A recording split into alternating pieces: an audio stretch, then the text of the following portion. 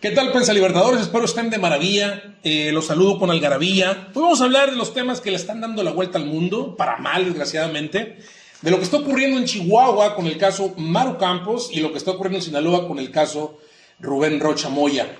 Ya, ya no en funciones, ¿no?, en la gobernatura del estado, pero pues que definitivamente está todavía la corriente y está todavía ahí todo un asunto que tiene que ver con él.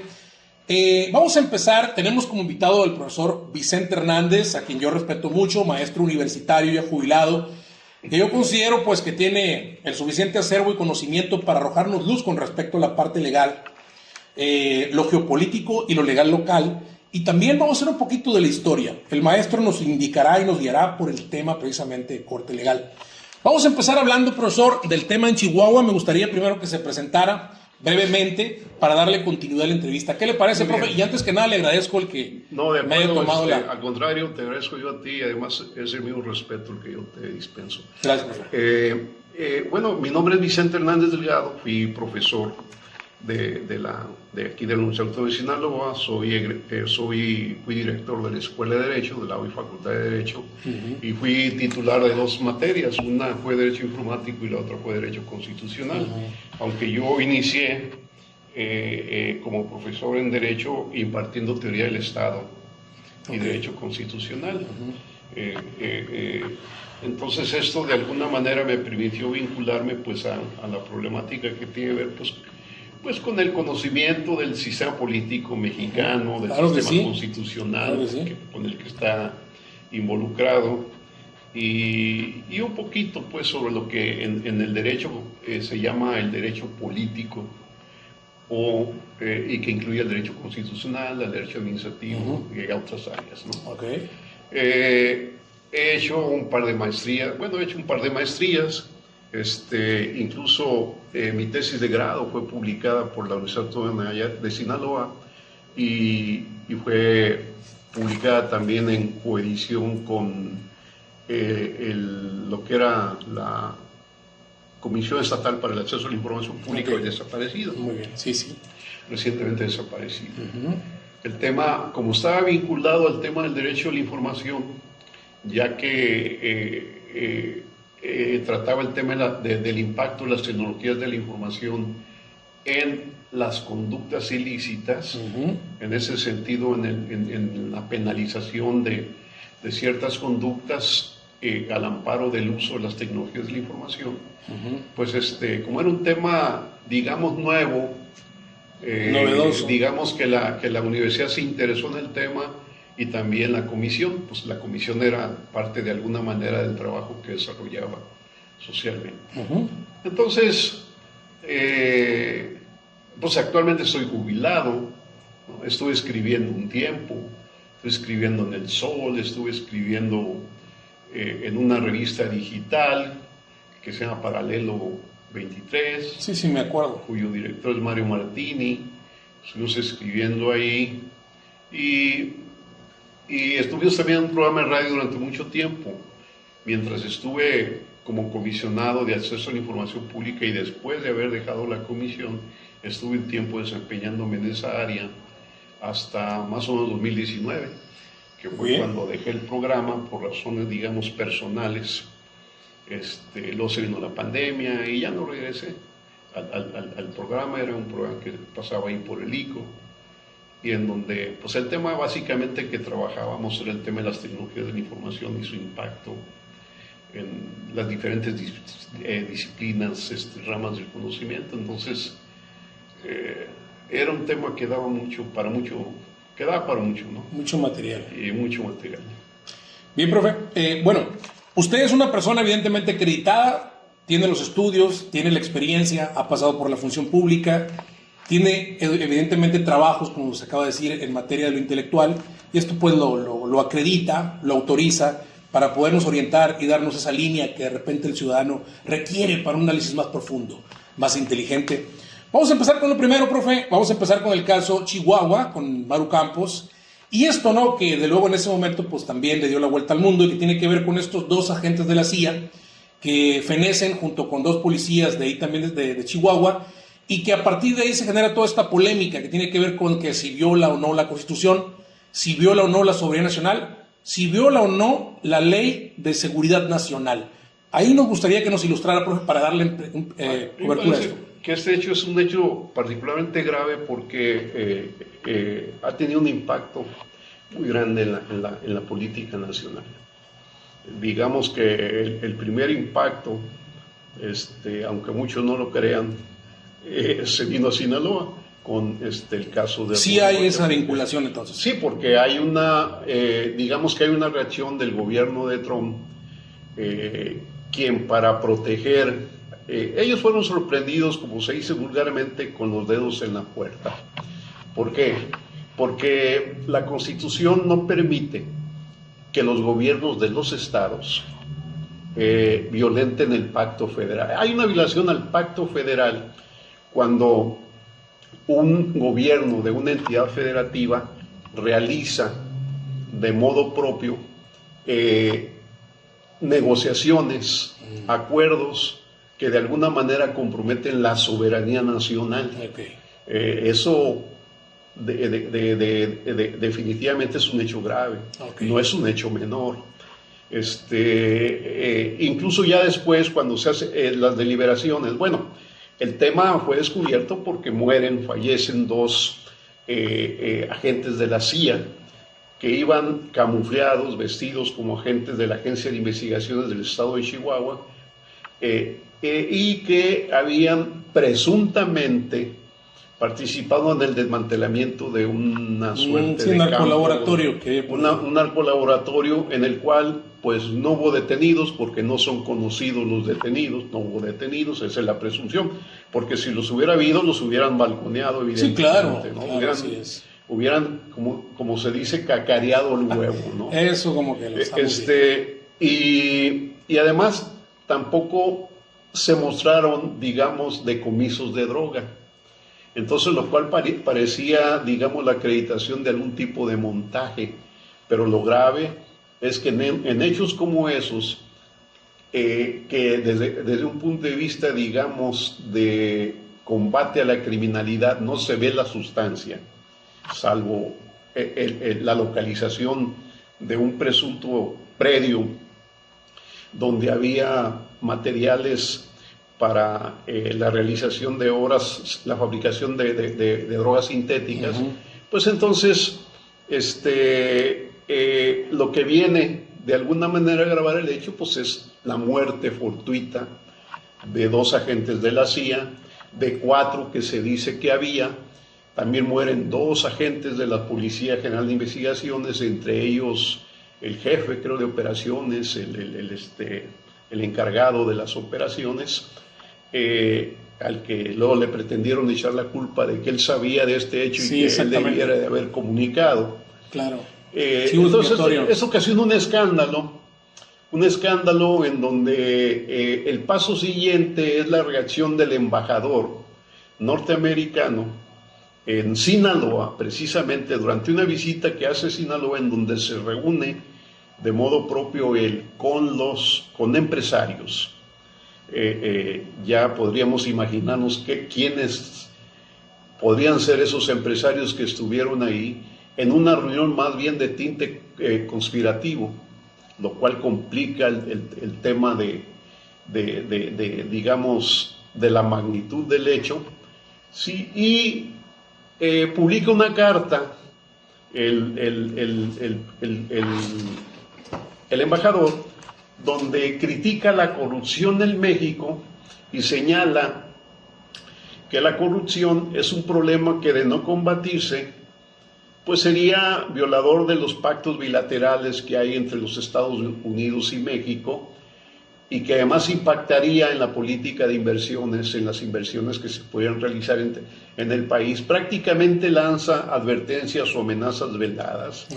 Es un lenguaje diplomático, pero con una intencionalidad de amenazar. De intervenir, ¿no? De intervenir, totalmente. Lo cual ya demuestra que de alguna manera la actitud del gobierno norteamericano podría haber sido muy probablemente de molestia. Incluso en Washington ya se habían manifestado, por ejemplo, inconformidades hacia la postura de la Ejecutiva Federal en el sentido de que no había sido sensible al fallecimiento de dos sujetos y todo, cuando estaba el escándalo sobre la aparición de estos sujetos de los cuales se ignoraba el Poder Ejecutivo. La lógica sobre la cual debió haberse conducido la gobernadora era pues avisar, y más que ella, como todos los gobernadores, asiste a las reuniones del Consejo Nacional de Seguridad Pública, en donde se discuten las políticas de seguridad de los diferentes estados, y Así obviamente se plantean, la atención a los posibles conflictos a los conflictos que estén generando en las distintas entidades federativas. Entonces ella conocía información del Gabinete de Seguridad Nacional, asistía a las reuniones y no informaba de este tipo de operaciones que se estaban realizando. Entonces es un hecho que a ella le exhibe como una persona que realiza tratos. Además, luego se llega a acreditar que en un piso de una torre, de un edificio alto, creo que el del piso número 18, creo que una torre de 22 pisos, pues que había todo un piso 18, a disposición de las diferentes agencias de los Estados Unidos ahí, que tenían información satelital, que tenían tecnología satelital, tecnología avanzada de comunicaciones, que les permitía recoger en tiempo real información de las diferentes entidades federativas muy seguramente, y pues pasarlas fundamentalmente a sus centros operativos. En este caso, pues había agentes tanto de la CIA, del ICE, de la DEA, participando de manera conjunta y enterados, ¿no? Lo más grave del hecho es que en la operación del desmantelamiento de los narcolaboratorios, pues se supone que no debían de haber participado agentes de la CIA, sino agentes de la DEA. Por eso es que el gobierno se preocupó mucho, porque generalmente las actividades de la CIA pues son actividades de desestabilización y de espionaje. Claro. No son actividades centradas en el combate a la droga.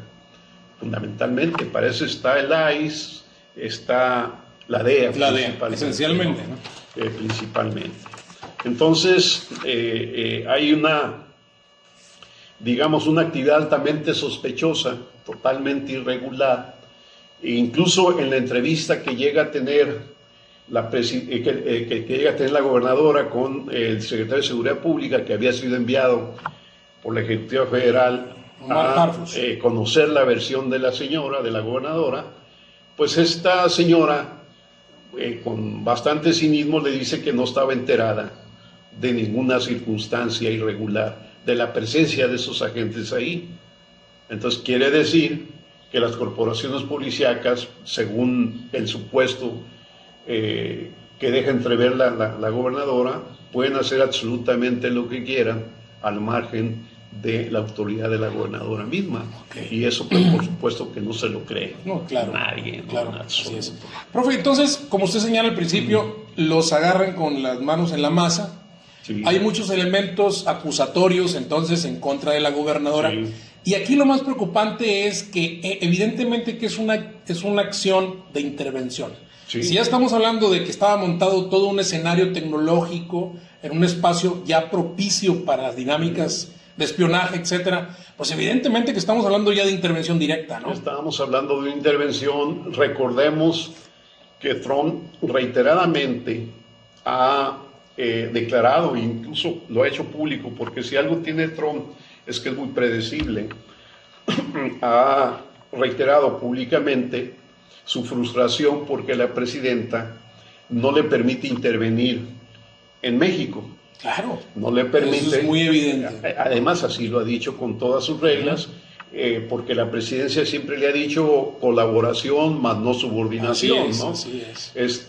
Incluso se ha puntualizado que muchos de los hechos que se han suscitado, como fue la captura de algunos miembros de la banda del Mencho y partícipes en la captura del Mencho, pues eran agentes extranjeros que estaban de alguna manera proporcionando tecnología, información tecnológica de inteligencia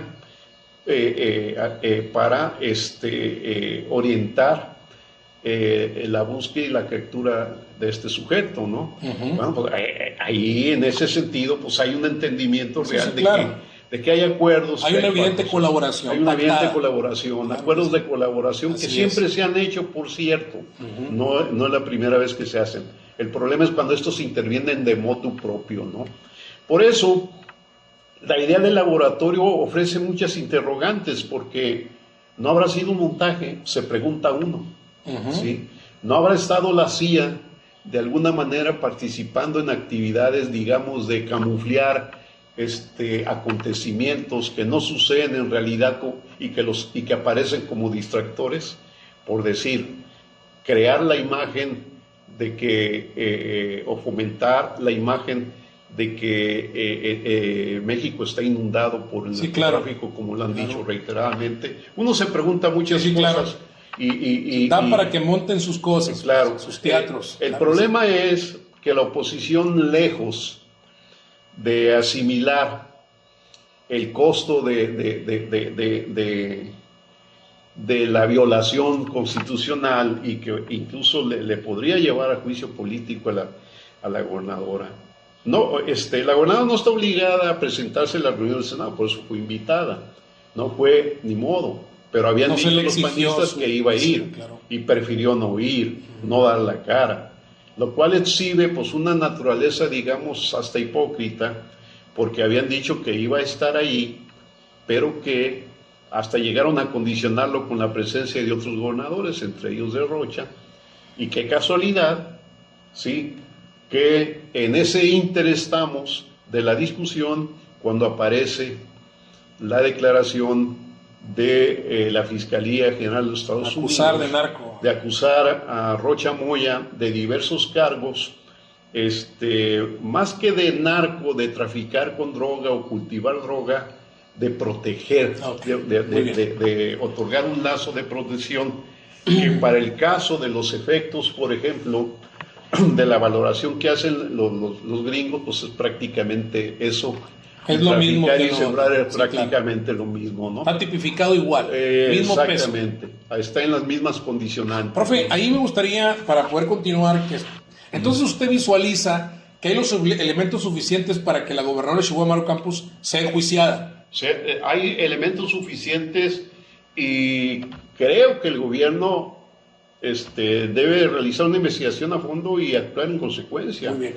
Porque para empezar, pues ya hay daños colaterales, digamos, que se derivaron y que impactaron en el corazón mismo de la 4T, afectando a un gobernador que ya estaba señalado y al que se le había complicado el esquema de la gobernabilidad cuando capturaron al Mayo y mataron en ese mismo evento a Héctor Melesio Cuen. Sí. Entonces, a partir de ahí, Rocha, que había empezado muy bien y se mantenía como de los gobernadores mejores posicionados, bien calificados en el país, empieza a bajar sensiblemente, y hoy aparece en 50 y tantos. No, en 40 y feria, la nota que estoy enviando en 44. Entonces, cuando bien le vaya, y bajando precisamente a rasgos inferiores, porque además el golpe que acusó el Poder Ejecutivo a partir de la denuncia de la Fiscalía del Condado Sur de Nueva York, pues realmente fue un golpe muy fuerte. Profe, aquí.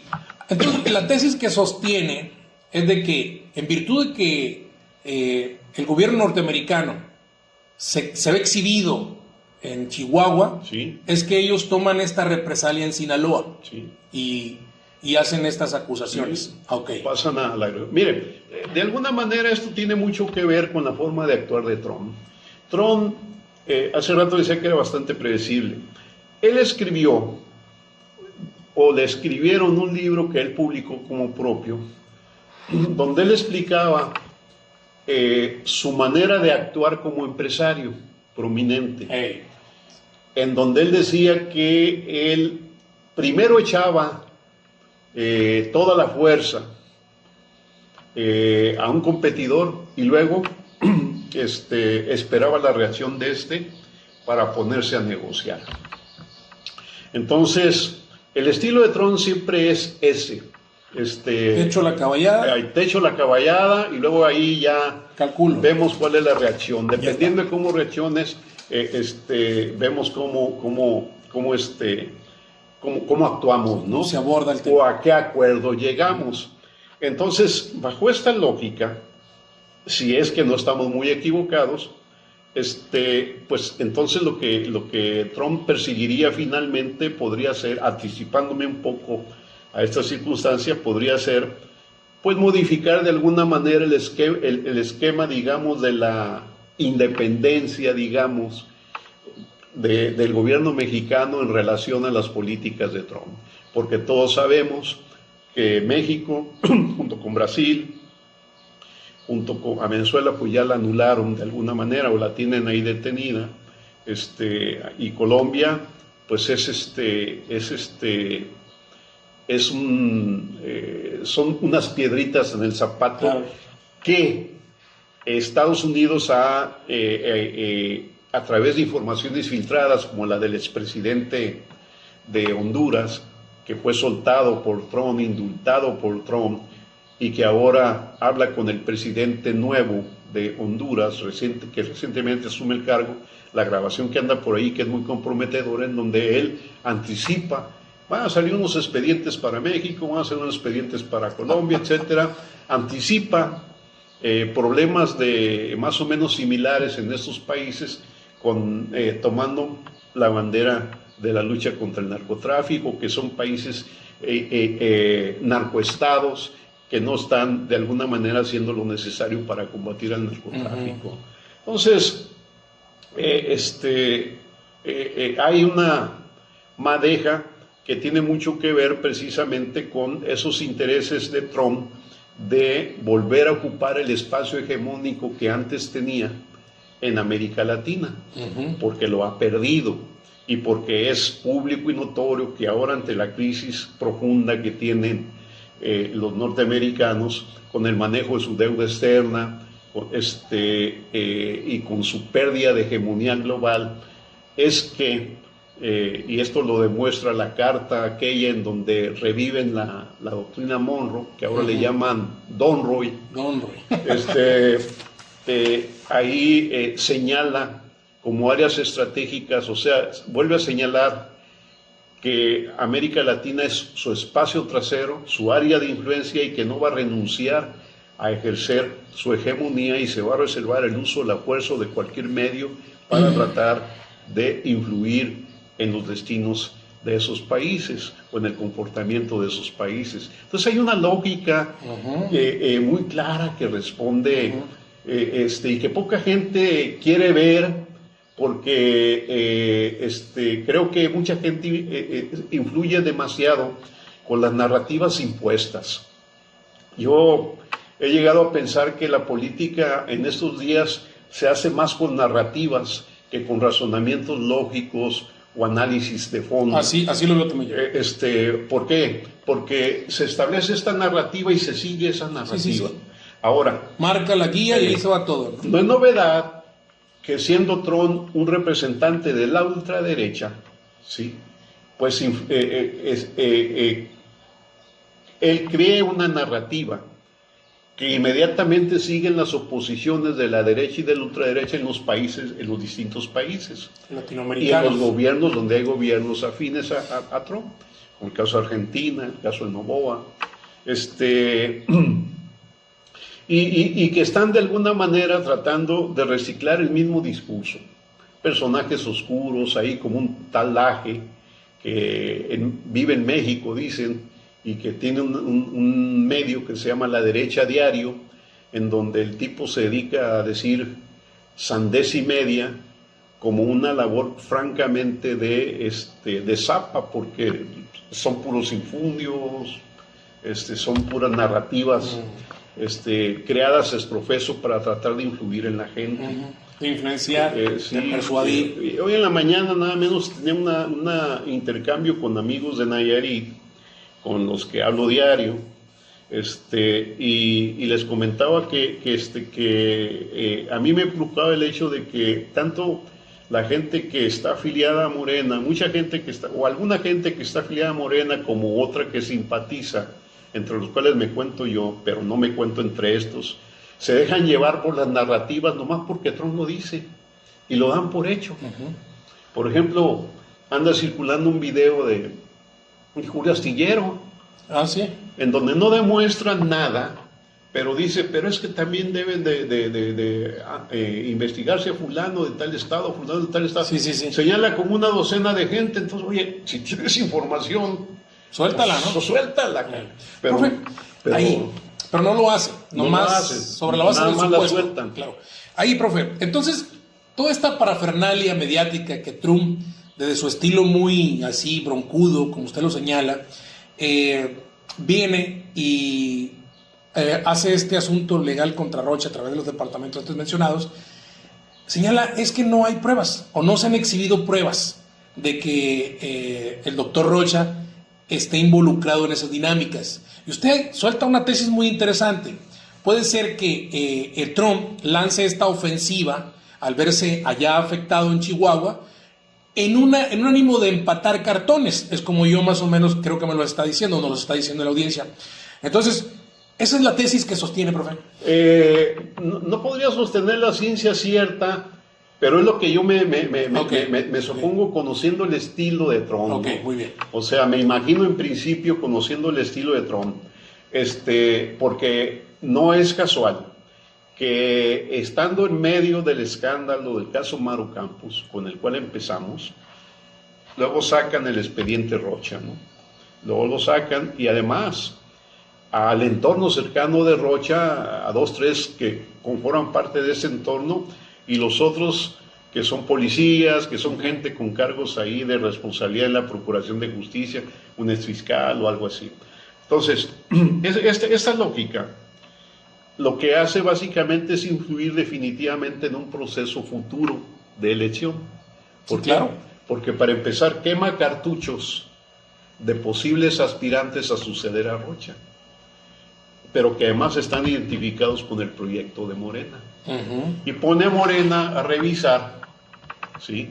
Y esto se reflejó en su Asamblea Nacional de este fin de semana, sí, a revisar domingo, las estrategias en relación a qué tipo de candidaturas debe proyectar, ¿no? Hablan ya de gente muy probada y ese tipo de cosas y todo, ¿no? Lo cual se supone que así debía haber sido desde el principio, ¿no? Está en un marco normativo. Exacto, ¿no? Y del partido también. Ahora, en el caso de Rocha, pues yo no podría decir, desearía que no. Yo no podría decir si es responsable o no. Desearía que no, porque es mi amigo, lo conozco, tengo una opinión, cuando yo fui dirigente sindical en la Escuela Jaramillo, él era mi dirigente sindical estatal. Sí, claro. Cuando yo fui director, él era mi rector, etcétera. Sí, claro. Entonces, tengo de alguna manera algún conocimiento de su persona. Tiene un referente político. Tengo un referente. Exacto. Entonces, es decir, me gustaría que no fuera cierto, claro, pero yo tampoco puedo acreditar que así lo es. Que no lo sea. Así es, que no lo sea. O que lo sea o no lo sea. No lo puedo acreditar totalmente. ¿Por qué? Porque el que está dirigiendo el país y el Estado vive una circunstancia muy distinta a la de nosotros, los comunes, pues es él. ¿Por qué? Porque tiene que tratar, me imagino, con todo tipo de gente, ¿sí? Y resolver asuntos complejos, que no son sencillos. Ahora, ¿en qué baso mi apreciación? Bueno, hasta 2018, cuando llega la 4T a gobernar el país, los grupos del narcotráfico están prácticamente intactos. Ya habían desaparecido unos, pero lo que era el cártel de Sinaloa, lo que era el cártel Jalisco Nueva Generación, que se dice fue creado por Calderón con el auspiciamiento de la CIA, estaban intactos, ¿no? Ya habían desaparecido muchos grupos, ¿sí?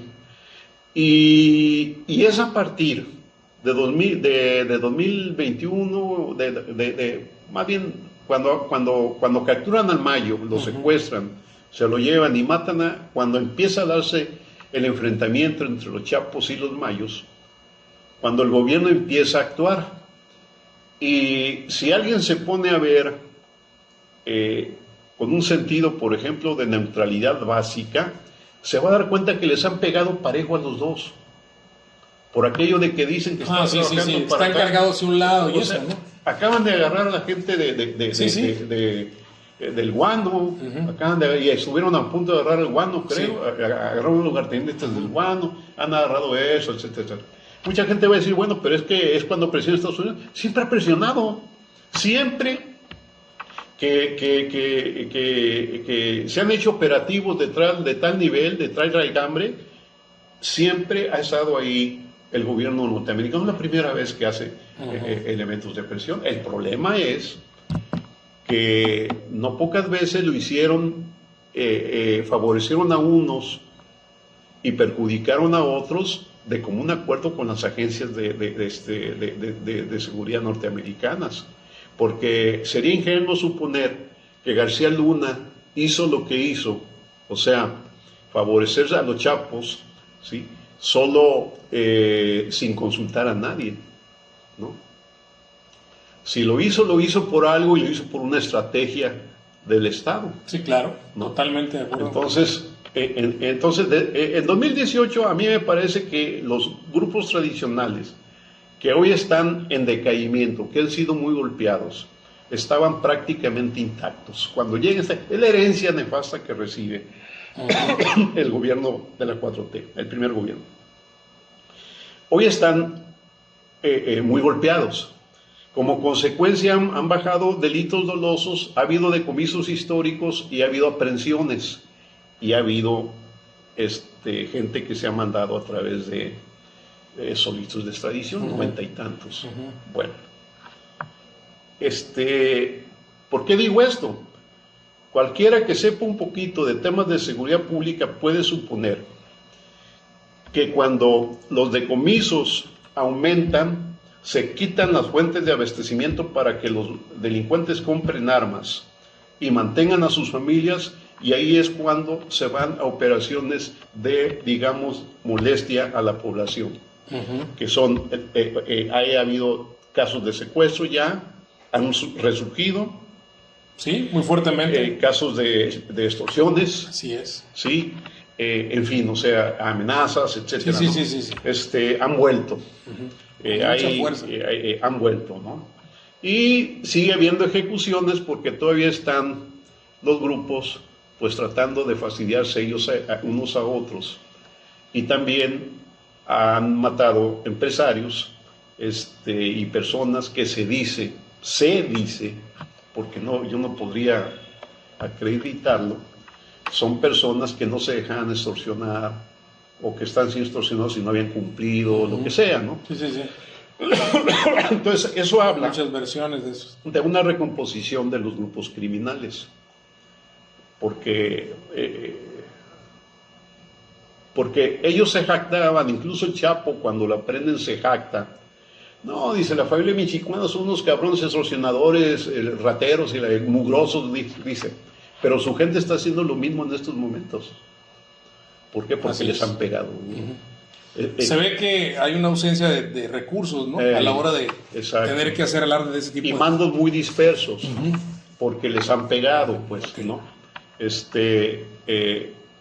Y el Mayo, como quiera que sea, era una suerte de componedor de los grupos en pugna. Sí, como más mediador, más diplomático. Más diplomático, ¿no? Que la facción de los Chapos. Más dado a los enlaces con los gobiernos para tratar de administrar la violencia. Profe, ahí, sí, evidentemente que en el segundo gobierno de la 4T, siento yo que hay un desborde ya de temas de violencia. Usted lo señala, habla de secuestros, de levantones, decimos aquí en Sinaloa, y pues muchos asesinatos, unos en combate directo de las facciones y otros en enfrentamientos con los cuerpos policíacos y con el ejército. Evidentemente que vivimos en un escenario de zozobra y un porcentaje de ciudadanos sinaloenses, fuera de Sinaloa, pues le echa la culpa, o le echaba la culpa al gobierno de Manuel Chamoy. Usted trata de desmenuzarlo de lo legal y un poquito de la política, cómo intervienen estos dos elementos, la política y lo que tiene que ver con lo legal, y a su vez, si es que así hubo esa posible relación entre narcos y políticos. pues es que es vieja, ¿no? Sí, y lo primero que se hizo, yo recuerdo en la época, en los 70 todavía, se hablaba mucho que los gomeros, que esto, que aquello, el típico gomero, pues era un tipo de sombrero, era un tipo arrancherado, etcétera, ¿no? Uh-huh. Luego vino otra generación de tipo ya metidos en cuestiones como empresarios, etcétera. Ha tenido una cierta evolución del comportamiento de esos grupos, o más bien las áreas, digamos, de ocupación o de administrar el comercio de la droga, el cultivo y el comercio. Uh-huh. Por supuesto, también ha habido generaciones de políticos que han cambiado. Déjame decirte, las nuevas generaciones son muy ambiciosos, ¿no? Si tú ves a los panistas, esos cabrones, se ve que se relamben por el dinero, ¿no? Son la expresión del político fifí, aquel que... Bueno, el caso que estamos viendo es el siguiente. En el caso de Rocha, pues qué bueno que la Fiscalía va a hacer su investigación, espero que la haga bien. Y que llegue al fondo del asunto. Uh-huh. Que llegue al fondo del asunto. ¿Por qué desearía que llegara al fondo del asunto? Que no fuera una investigación para maquillar. Uh-huh. Porque si de por sí una investigación de fondo no va a dejar a todo el mundo contento, menos no va a ser una maquillara resultados, claro, sí. Porque esa sería como un boomerang. Sí, claro. ¿No? Además, frente a una declaración manifiesta que hoy volvió a repetir la presidenta de que el compromiso contra la lucha contra la corrupción es real, ¿no? Y que incluso lo dijo una y otra vez, uh-huh. Nosotros no defendemos a nadie. El que la hace, que la pague. Exactamente. Sí, entonces, no sé si la presidencia tiene la certeza de que Rocha es inocente. Si la tienen, es porque Rocha les estaba informando, que quiero pensar que sí. Esa es una buena tesis. Por ejemplo, es una hipótesis. Que no hizo cosas solo, como en el caso de Chihuahua. Es una hipótesis, por ejemplo, que ahí te va. Por ejemplo, siempre he pensado, es una hipótesis, que en el caso, por ejemplo, del día en que capturan al Mayo y matan a Héctor Melesio, y que él presuntamente iba a asistir, porque además hay una suerte de llamada filtrada por ahí que le captaron. Siempre hay investigaciones clandestinas, en donde él le pregunta a un tipo sobre si se va a hacer la reunión o si cree que es conveniente. Y el tipo que le está contestando, presuntamente de los Chapos, le dice, pues está para la valoración.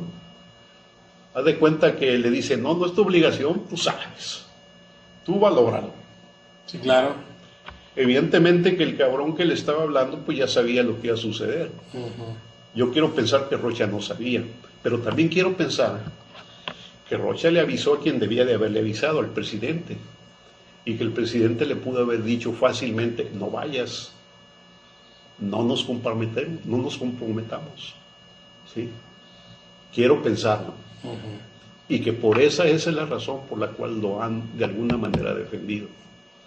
¿Sí me entiendes? Sí, perfectamente. Es una hipótesis que yo he manejado siempre. Es decir, él ya sabía de la reunión, evidentemente. Uh-huh. Por eso el viaje famoso ese no fue casual. No es casual tampoco que le haya prestado la avioneta o el avión haya sido Chuy Vizcarra, que es nuestro amigo, dueño de su carne, que fue el que de alguna manera lo conectó con el grupo de Aguilar Padilla. Uh-huh. Déjame decirte. Okay. Ahí no estoy especulando porque fue el propio Rocha el que me lo dijo. Uh-huh. ¿Sí? Y todos sabemos que Chuy Vizcarra pues era el candidato que pretendía sustituir a Aguilar Padilla. Uh-huh, claro.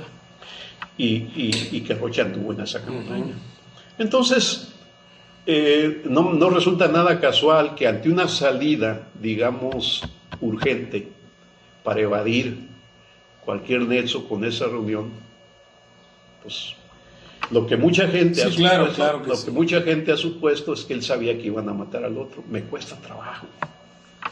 aceptarlo. Hay cosas Yo ahí. creo que si sabían 2, 3, y que la celada era contra el Mayo. Yo también no apuesto por esa tesis. Yo creo que la celada era básicamente contra el Mayo. Porque cuentan los que saben que el Mayo nunca salía de su madriguera, él siempre ponía el lugar.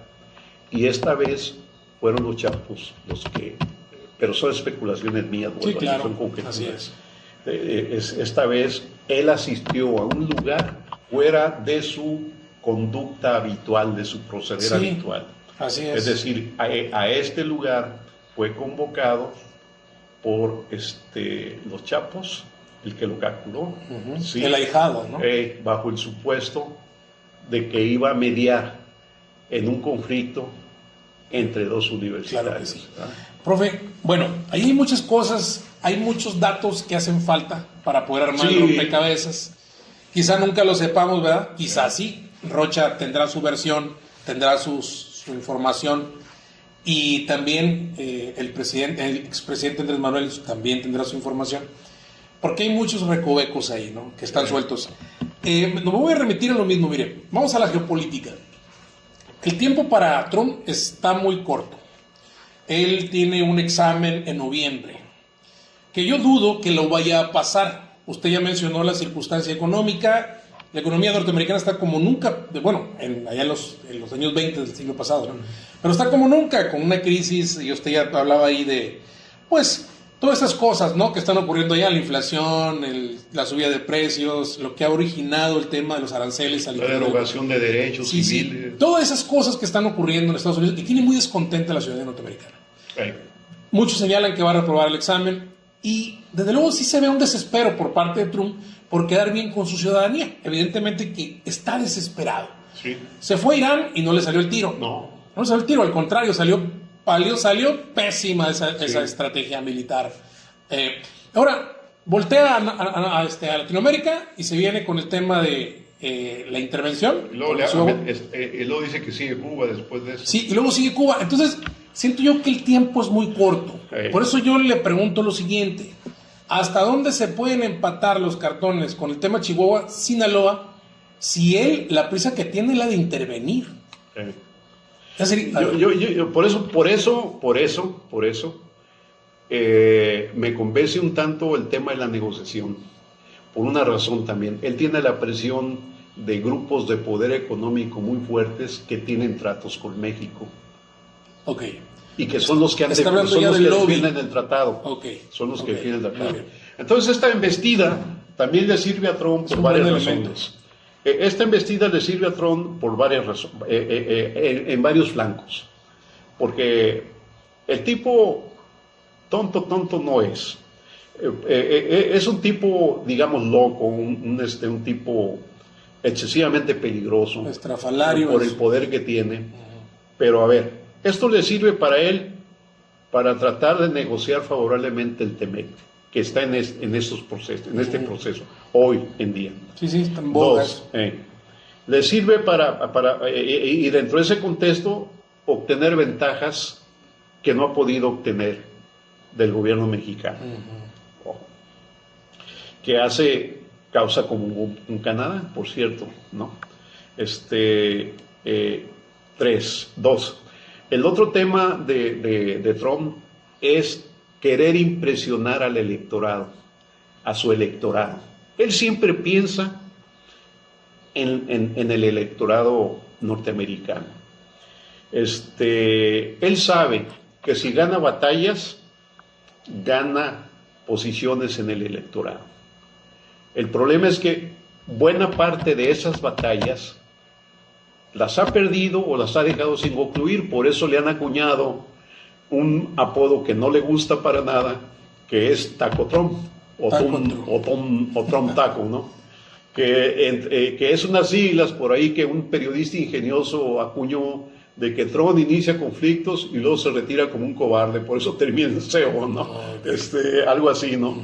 Y no le gusta, le molesta demasiado ese apodo, ¿no? Lo que pasa es que está en virtud precisamente de las posibilidades que él encuentra para negociar. Ahorita, el tema, por ejemplo, el tema de la guerra con Ucrania está viviendo ya sus últimos momentos estelares, Okay, sí. porque pasó a un plano absolutamente secundario. Sí, cuando totalmente. le retira el apoyo a la OTAN, luego le reclama el apoyo para el caso de Irán. La OTAN dice que no es su guerra. Y entonces en el caso, por ejemplo, de la disputa con Irán, ahorita están negociando solamente quién se apodera del estrecho de Hormuz. Y los iraníes obviamente no No lo van a soltar. lo van a hacer, Evidentemente. porque es un lugar estratégico No, totalmente. para ellos. No, totalmente. Es tanto Es el como arma más decir, importante perdemos soberanía. territorial, claro que sí. Perdemos soberanía. Entonces, ahí hay un problema que Trump que no le, además, una guerra que al público norteamericano le desagrada. Porque hay un problema que siempre ha tenido la sociedad norteamericana, porque yo tengo familiares allá que incluso han ido a la guerra, algunos, otros, un par de hermanas casadas con gringos, Okay. una ya en viudo, pero la otra sigue casada con gringos. Y te puedo decir un poquito la idiosincrasia. El pueblo norteamericano, sobre todo el anglosajón, gusta de la guerra, pero cuando les va bien, Claro, cuando es victoriosa, claro. ¿sí? Pero cuando empieza a tener repercusiones graves, cuando empiezan a llegar los soldados muertos a casa, Exactamente. sucede el síndrome de Vietnam. Recordemos, Ok. en Vietnam hubo 1 millón de muertos vietnamitas y alrededor de 250,000 soldados norteamericanos.